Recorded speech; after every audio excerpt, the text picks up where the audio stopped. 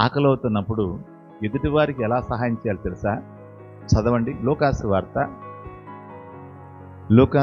11వ అధ్యాయము.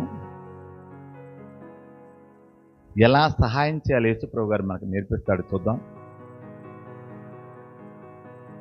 11వ అధ్యాయము 5వ వచనం. మరియు ఆయన వారితో ఇట్లన్నెను, మీలో ఎవరికైనా ఒక స్నేహితుడు ఉండగా అతడు అర్ధరాత్రి వేళ తన స్నేహితుడి వద్దకు వెళ్ళి, స్నేహితుడా, నాకు 3 రొట్టెలు బదులిమ్ము. నా స్నేహితుడు ప్రయాణం చేస్తూ మార్గంలో ఎద్దకొచ్చి ఉన్నాడు.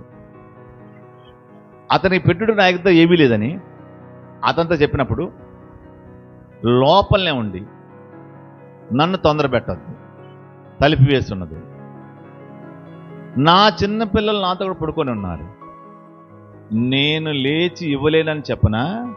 అతడు తన స్నేహితుడైనందున లేచి ఇవ్వకపోయినను సిగ్గుమాలి మాటి అడుగుట వల్ల నేను లేచి అతనికి కావాల్సినవి ఇవ్వడా? అల్లే చూతారా?